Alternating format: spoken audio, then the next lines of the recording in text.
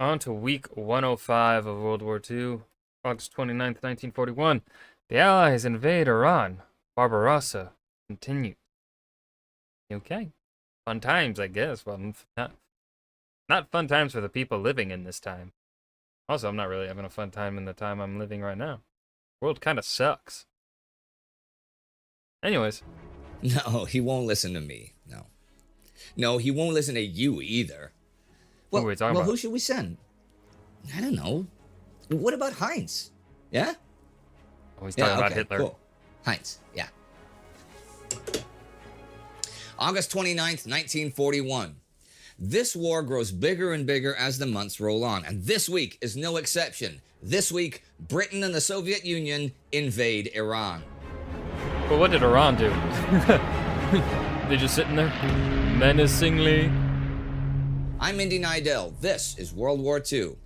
Last week, Joseph Stalin issued orders that will brand any of his commanders who surrender under any circumstances traitors. Yeah. Hitler again ordered his main attacks in the Soviet Union to turn from the center to the north and south, and the evacuation of the Australians from Tobruk and their replacement by Polish and Czechoslovak units began and continues this week. Some major news this week comes from those newest of allies, Britain and the Soviet Union. On the 25th, apparently worried by reports of German tourists entering Iran, the two demand that Iran accept their protection of its oil supplies, and they send their forces into the country. The British forces are led on land by Edward Quainon, with Navy support by Geoffrey Arbuthnot. The advance is in Geoffrey Arbuthnot? Funny name. Two regions, one to take the oil installations near Abadan, and one coming from Iraq towards Kermanshah. That last commanded by William Slim, who we've seen in Syria and East Africa so far this year. Slim Dick. British landings are made at Bandar Shapur, Abadan, and Khorramshahr. They sink a couple of small Iranian warships and seize some German. What the fuck was the point of that? That's kind of rude. Merchant shipping. The Soviets are in three columns under Vasily Novikov's command, one heading for Tabriz, while the other two advance on either side of the Caspian Sea. All three columns make good progress, and the Soviets bomb Tabriz. On the 26th, the British take control of the Abadan region. The Soviets enter Tabriz and bomb Tehran. The 27th... The fuck are you just... What? Why are you bombing Tehran? What's the point? It doesn't really seem like the Iranians are like fighting you. And also still, what's the point of bombing Tehran? Even if they were fighting you. Like that's... You're here. They're here. I mean... Okay, no, I understand the point of bombing. Also, there's a town named Iraq? And a country... Huh.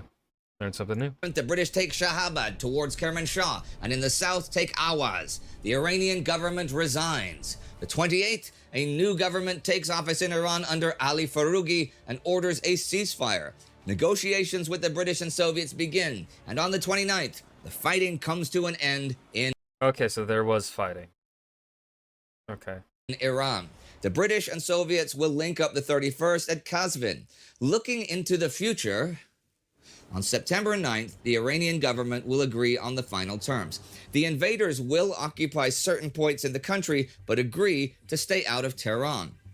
This invasion is Operation Countenance.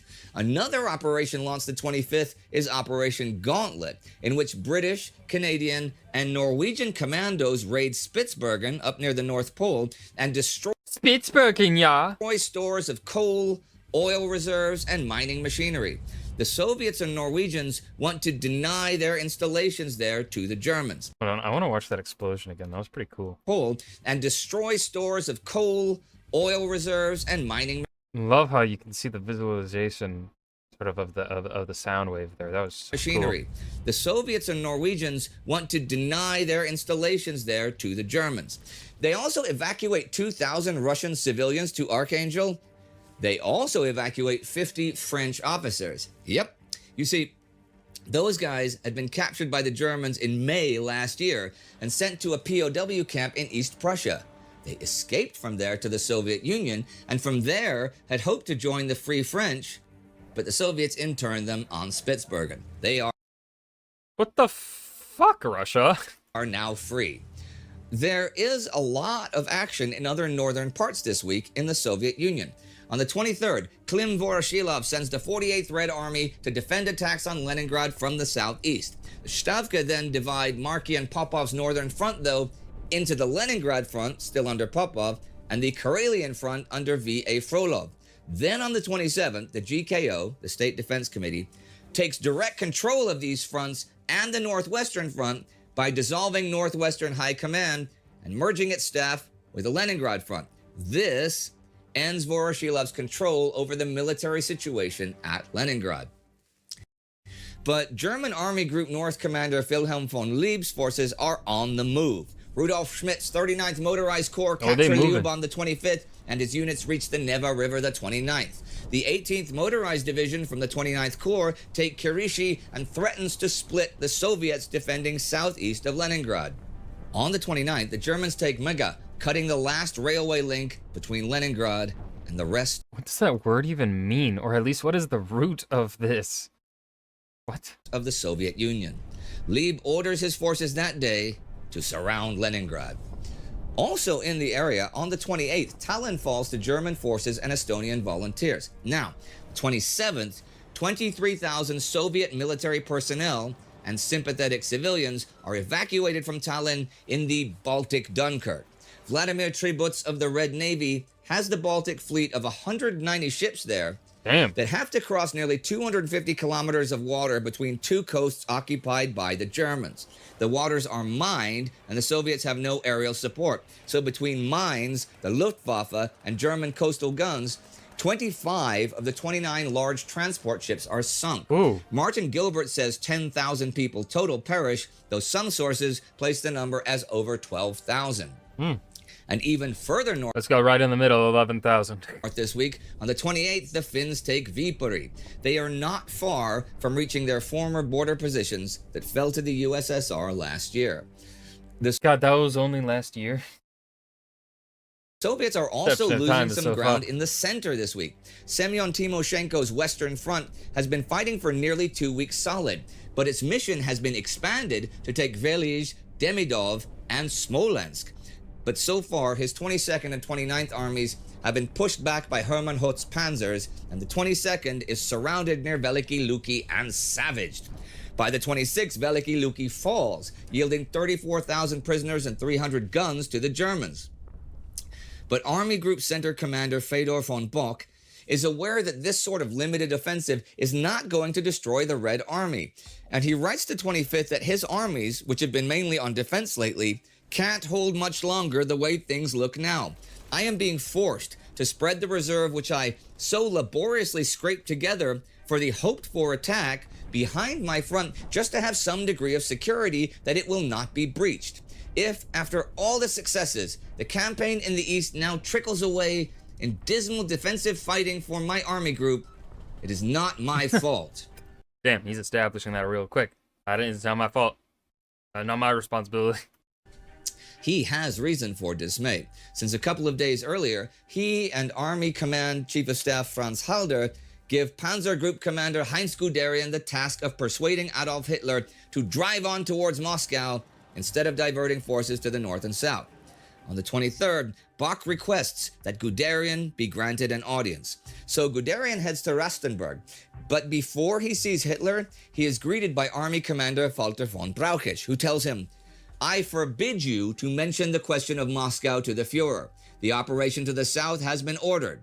The problem now is simply how it is to be carried out. Discussion is pointless." Guderian has to obey this, but during the discussion with Hitler, drops hint after hint about Army Group Center's major objective until Hitler brings it up himself. So now that Guderian has his chance, he launches into his spiel for plowing on towards Moscow. Hitler does hear him out, but then tells Guderian that he and the other commanders know nothing about the economic aspects of the war, and the main job is to seize the Soviet Union's southern economic zone and the Crimea. Everyone in the room, including Keitel, Jodl, and Schmundt, agrees with Hitler, so Guderian is obliged to back down, though he gets the concession that once the Battle of Kiev is won, his panzers can return to the Moscow road. Guderian is in the doghouse with Halder, Brauchitsch, and Bock after this. But that is it. The offensive will go full force to the south. Its opposition, as I mentioned last week, is Andrei Yeremenko's new Bryansk front, which will attack Guderian's panzers on a long front from Zhukovka to Yampil. Actually, Stavka has dissolved the Red Army's Central Front and reinforced Yeremenko and given him much of the Central Front sector. Central Front commander Mikhail Efremov is now Yeremenko's deputy. So the Bryansk Front is the 50th, 13th, and 21st Armies, which cumulatively can hopefully halt Guderian. But already by midweek, elements of his panzer group and Maximilian von Weich's Second Army start attacks to link up east of Kiev with Army Group South. However, the terrain down there east of the Dnieper and north of Kiev is difficult, and Mikhail Potapov's 5th Red Army is holding up, so at least the German infantry is being slowed. Army Group South commander Gerd von Rundstedt is worried that the Soviets will withdraw and escape, so at the end of the week he orders Panzer Group Kleist and the 6th and 17th Armies to cross the Dnieper at as many points as possible and not to worry about their flanks. Dnieper, though, the Soviets destroy the Zaporozhye On the Dnieper, though, the Soviets destroy the Zaporozhye Dam. The dynamiting of the dam seriously raises the water level of the river, floods and destroys villages along the river without warning, and kills many thousands and perhaps tens of thousands of civilians. It also kills a fair amount of Red Army soldiers crossing the river. The dynamiting is done by NKVD agents and reportedly is hurriedly done. American journalist H.R. Knickerbocker writes, "The Russians have proved now that they truly mean to scorch the earth before Hitler, even if it means the destruction of their most precious possessions. It was an object almost of worship to the Soviet people. Its destruction demonstrates a will to resist which surpasses anything we had imagined. I know what that dam meant to the Bolsheviks. The Dnieper Dam, when it was built, was the biggest on earth. Stalin's order to destroy it meant more to the Russians emotionally than it would mean to us for Roosevelt to order the destruction of the Panama Canal." That's a good quote to pull from. That's a good quote. That's a really good quote. That is some pretty big news. There is other news leaking from warring nations this week as well, though more of the secret kind. From August 23rd and continuing into next week, Bletchley Park gives the British Enigma intercepts of 17 German police messages from their eastern zones to Berlin, which lay out the details of the murders of Jews. At Kamenets-Podolsk, many Jews are being murdered this week. They had been deported by the Hungarian government. However, the German authorities tried to send them back since they could not cope with them. The Hungarian government refused, so SS General Jekyll took charge of the situation. He has the Jews march to some bomb craters outside the city, undressed and then mown down by machine guns. Many die from the weight of others falling on top of them. The job is done by the 29th, and Operational Situation Report number 80 gives the exact number of those shot as 23,600 in 3 days. Winston Churchill broadcasts the 24th about what is going on in German-occupied Eastern Europe. Whole districts are being exterminated. Scores of thousands, literally scores of thousands of executions in cold blood are being perpetrated by the German police troops. We are in the presence of a crime without name. Churchill does not refer specifically to Jews, though. Had he done so, it might have alerted the Germans that the British are intercepting their top secret messages.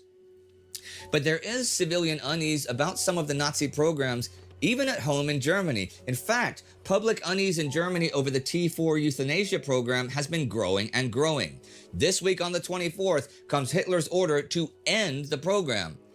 Though it does officially end, many people will continue to meet their deaths because of what certain doctors deem mental or physical defects. Under the codename T4, 80,000 mental patients, a great many of them children, have been put to death between September 1939 and now.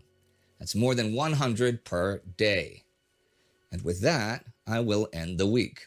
a week that sees the invasion and submission of Iran, Depressing the week. fall of Tallinn, Very depressing. a disaster at the whole war sea, is depressing. a But, disaster on a Soviet river in Ukraine, and Guderian failing to change Hitler's mind. Something to consider here. So far this summer, the war has been an epic disaster for the Soviets with a colossal wastage of men and material, sure, but unlike the German army, the Red Army does not have to win the war in 1941. It just has to survive long enough for the Germans to exhaust themselves. On August 23rd in Berlin, German Foreign Minister Joachim von Ribbentrop tells the Japanese Ambassador General Hiroshi Oshima that the war against the Soviet Union may well last into 1942. On the 27th, an OKW memorandum says that the campaign will have first priority in 1942. And Franz Halder writes to his wife this week on the 23rd, the goal, which I had set myself to achieve, namely to finish off the Russians in this year, will not be attained, and we will have a strength-draining Eastern Front over the winter. dun, dun, dun. If you would like to see our coverage of another far, far larger disaster in Ukraine than that dam being busted, you can watch our Between Two Wars episode about the Holodomor right here. No, that's depressing. This is the war. Anyways, that was week 105 of World War II. The Allies invade Iran. Barbarossa continues. On to week 106.